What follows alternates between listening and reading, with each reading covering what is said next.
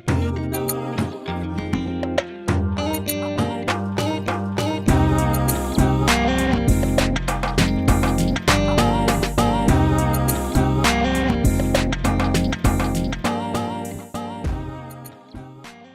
today we are at the Kurb just below Arena Bar and Restaurant, and Akasha today decided to go with some sort of activity, hence the noise that you'll be hearing. Yes, in the background. But otherwise, I think we would be good to go. So today, yesterday I went to Google after we agreed. You visited? Yes, I usually visit Google. She's my friend. Okay. She very deliberately. But anyway, yes, so I visited Google and searched for sexual meaning of, by the way, this is how I typed it in, meaning of sexual harassment in layman's language. And I only needed to actually understand what sexual harassment means, aside from what I have experienced as a woman, but aside from also what my friends have experienced of what I've had on TV or what I've read in books and everywhere else. And the definition of sexual harassment was leading to unwanted, unwelcome, verbal, advances, sexual advances to a person. And they kept on mentioning that it is usually by a person in a place of power. Okay, let me just share my experience.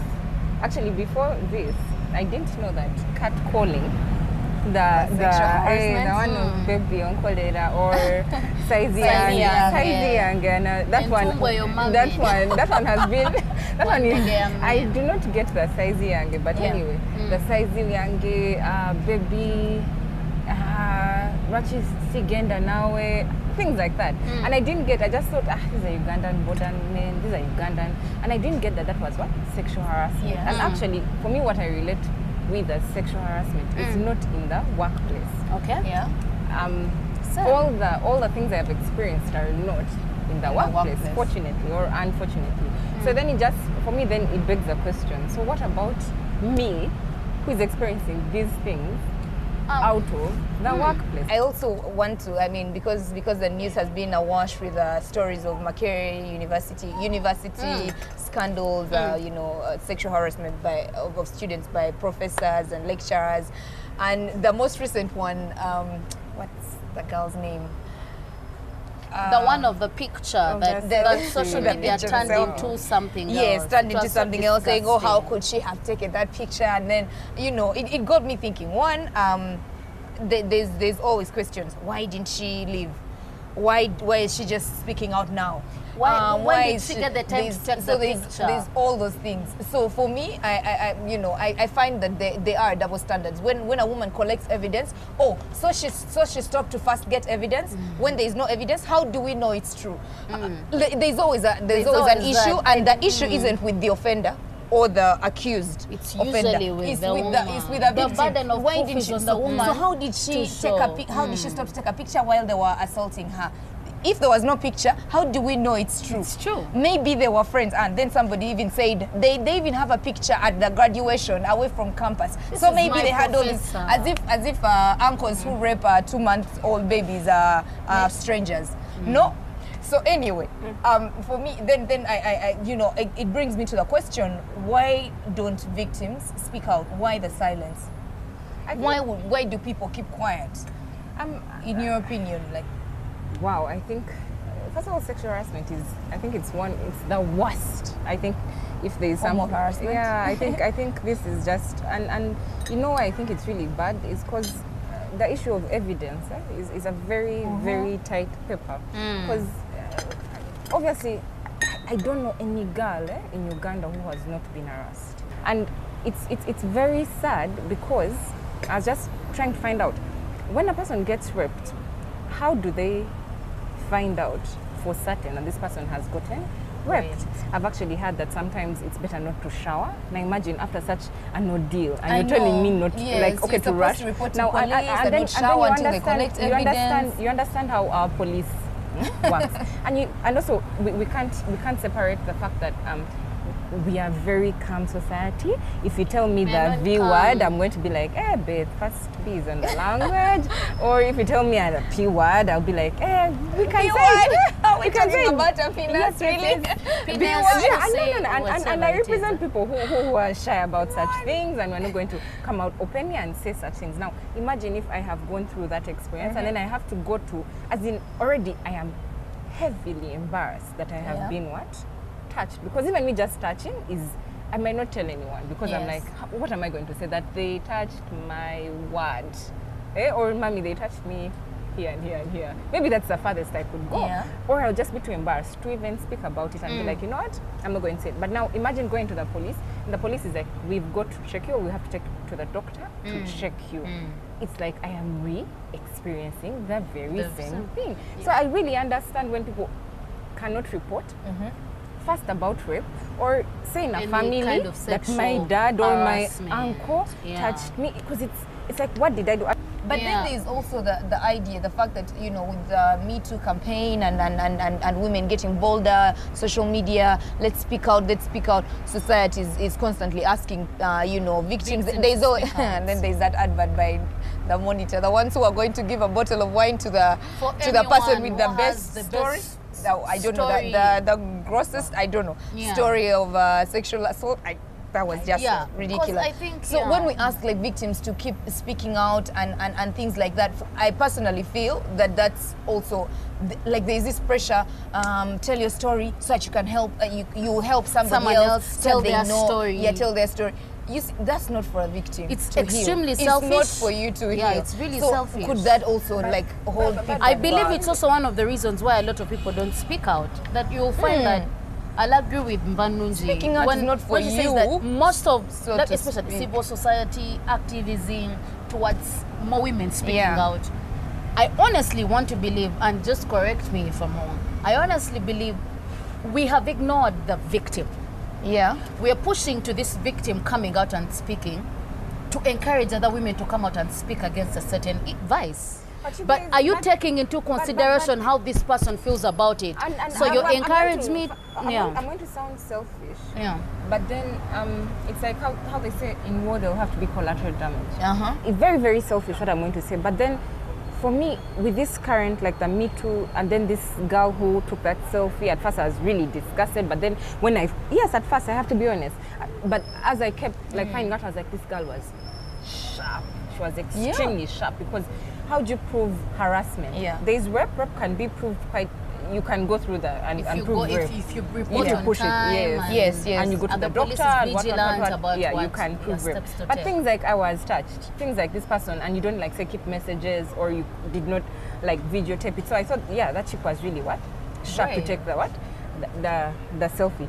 However, the fact that we're just bringing this conversation, I mean, keeping on talking about it, for me, it even makes me braver to speak and say, you know what, I also it happened to me. It happened to you too, and it also happened. So this guy's actually doing it to everyone. It's not that I did something. It's not that I was the one who gave that guy that signal. Actually, that is wrong. That is wrong. For me, I feel like this has really been a good educative process. Yes. To know, number one, that as a girl, I don't do anything to encourage. To call guys to catcall me, to call guys to grab me, to call guys to rape me. They're indiscipline. It is the fact that they think it is just indiscipline. They need to take responsibility. Yes, for their action. and they need to take responsibility. So for me, as much as we are not looking at the victim and really taking care of their needs and things like that, on the grand scale, I feel like it's doing a lot to help girls who are going through this to speak up, to be brave, to speak up, to know that, you know what, it looks like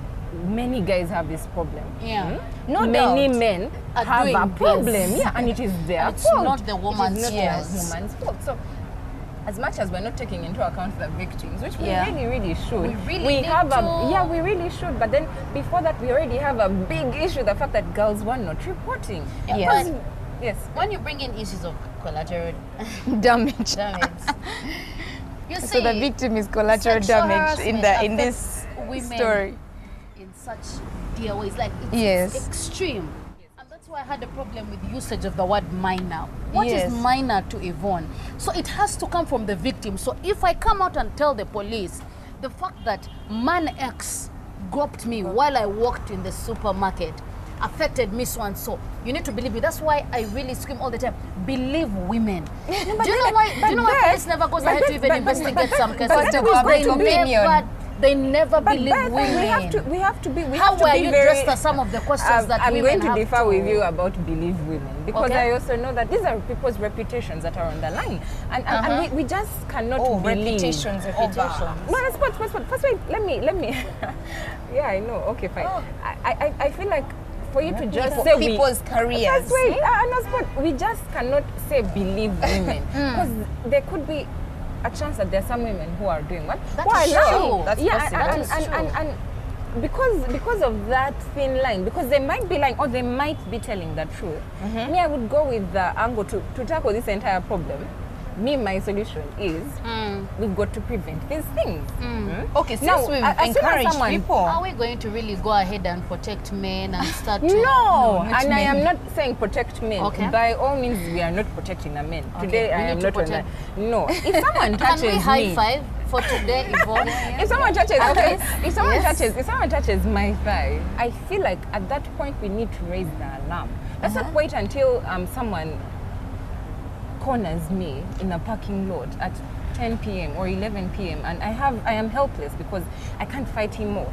Yeah. So I feel like as soon as someone winks at you or even does the hey and looks at you in a funny way, you know what? Sends you a penis picture. Yes, so listen, you know what it is. I am going to send this.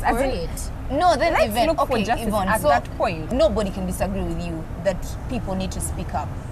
That's all. And they shouldn't wait until they're being... Even though us asking for their stories isn't to help them heal, it's for to help another victim or whatever. So we will agree. Yeah, we need the stories. We need the stories to come out, because some men will even pretend now that they don't know what harassment is. But even though they don't know, they are quite ignorant about it. Let me tell you something. No, but let's talk about that. I don't think many people. Old man sleeping with but what if people didn't speak up? What then? Like, can't we devise other ways of dealing with sexual harassment? But if people didn't want to speak up, if we do not speaking out is one way. Speaking out is one way. Let's look at how the word sexual harassment was coined. If those ladies didn't speak up, if people didn't notice these things, would people not calling them? They just didn't have a name for it. Yeah, would be still calling it something. And they wouldn't be a one to try. There wouldn't even be a way for us to tackle it. What was it called? A menace with no name. A menace with no name. So I think that speaking out works for it works, but I'm just interrogating other ways that this could which be we can done handle it without me speaking up. Because the Me Too hashtag, I'm sure lots of women who have been harassed did not come out to speak, because first of all, out there. Victim blaming, you guys, is a thing we do to women every day. We shall find an angle. One, they were asking Lupita before. Why didn't she speak out before? Why is she asking? Why is she coming out now? No, but then I don't think it's understandable, because look at what this has done. It has helped us know that you cannot cannot advance the conversation. Those questions. Yeah. But you're appreciating it. Go to Twitter. Every story that comes up, that's the appreciate process. The Makere stories. They'll make you story. They'll make you story that you know these people. Yeah, but appreciate people process that we have. The lady before that they put out in a story on one of our television stations. The lecturer claimed, no, you cannot, you cannot tarnish my name because we need to talk. He came up with all these sorts of excuses. This woman, power to this woman, by the way, goes ahead to take this selfie. And she turns into a meme. People say, but her letter mentions that he pushed her against the file cabinets. How come the files they have not fallen? You see, how come you're blaming the victim who has gone as far as, by the way, if that lecturer at that point got to know that chick took that picture, it would be very, very problematic. Yes, very. And which brings me to the conversation that we haven't maybe tackled, the fact that sexual harassment usually happens from a place of power, like a person who has more power, social economic power against this other victim. Yeah, it may be an employer, it may be a schoolmate who maybe has a thing against you, or it may be a boyfriend who knows you have nowhere else to go. It's usually in. So if we don't understand, if we do not examine power dynamics in our society, in our families, in our communities, in our workplaces, we are not going to appreciate issues of sexual harassment. Because if we are talking about even issues of bullying is sexual harassment, Yes. you're making several statements in work presentations about my breasts, or talking about the fact that I'm fat in a certain way that you like, or I'm skinny in a certain way that you like. It's all harassment. Yes, so true. understanding power dynamics is important Yes. in us examining the problem of sexual harassment. And I think it just comes down to, I think, yes. But as you guys said, didn't answer my question. For Which me, I'm just one? wondering, Yeah. is there any other way Any that other way we to can deal with tackle the it? issue of sexual harassment, create awareness, and also like get justice for victims if they didn't speak out? If they Because didn't. I mean, there's still people who are not speaking, because the idea of speaking out isn't for them to get like help. So to speak. Yeah, They don't yeah. really get help. Because a lot of people who come out to speak are dealing with, Yeah, some the of them ways. have There are gone no through other the ways. process of So we need to trying speak to out. heal. No. I think You there are know- other ways. you know why- Civil you know societies why- that are coming up to help Yeah, people. What I about guess that they're also psychosocial going- they're support also- for these people without necessarily encouraging the person so that it profiles the Yeah, organization? Because yeah. you know when an organization brings out, if the Makere story, for example, of that brave woman who took that selfie came through a certain civil society, Yes. it would be making news right now. Yes, Why don't we it concentrate on helping the victim first before we come out, before we encourage this victim to Yes. come out to speak? Try to find out that this person is in a good place. You get, try to find out.